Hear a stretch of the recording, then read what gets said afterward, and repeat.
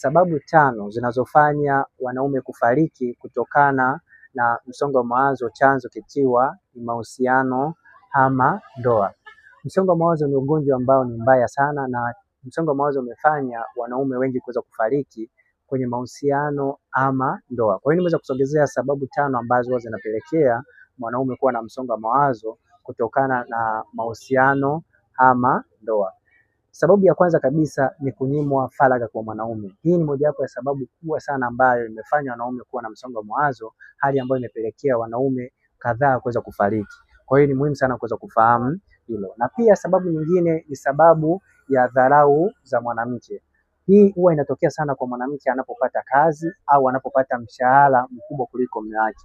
Hii pia imefanya iwe sababu ya mwanaume kuweza au wanaume kuweza kufariki kutokana na dharau za wanawake. Kwa hiyo ni muhimu sana kuweza kufahamu hilo, kwamba hii imeweza kutokea au hii huwa inafanya au hii ni mojawapo ya sababu ambayo inafanya wanaume kuweza kupata msongo wa mawazo kutokana na dharau za wanawake pale wanapopata mfano kazi au pale wanapopata pesa kuliko mwanaume. Hii huwa inatokea kwa mwanamke kuweza kumdharau mwanaume, na hii huwa inafanya mwanaume kuwa na msongo wa mawazo.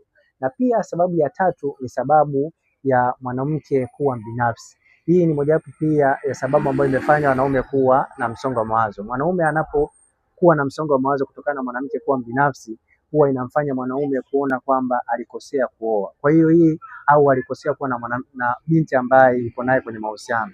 Mwanamke anapokuwa binafsi humfanya mwanaume ambaye anampenda kuwa na msongo wa mawazo. Kwa hiyo kutokana na huo msongo wa mawazo umefanya wanaume wengi kuweza kufariki. Mfano ubinafsi, unaweza kuwa unampa mwanamke hela ili muweze kufanya biashara pamoja, yeye anaficha hizo hela ili afanye mambo yake mwenyewe. Kwa hiyo ya ubinafsi huwa inafanya wanawake huwa inafanya wanaume wale ambao wanawapenda wenza hao kujihisi au kujisikia vibaya, hali ambayo inapelekea kuwa na msongo wa mawazo ambao unawapelekea wengi wao kuweza kufariki. Na pia sababu nyingine ni sababu ya kumfumania mwanamke au kupata taarifa juu ya kuchepuka kwa mpenzi wake au mke wake. Hii pia ni mojawapo ya sababu ambayo imefanya wanaume kuwa na msongo wa mawazo. Mwanaume yeyote ambaye anampenda mke wake anapomfumania au anapopata taarifa kwamba mke wake anachepuka, huwa inamfanya kuwa na msongo wa mawazo, na hii imefanya wanaume wengi kuweza kufariki kutokana na msongo wa mawazo. Nazungumzia wanaume ambao wanawapenda wake zao, sizungumzii wanaume ambao hawapendi wake zao.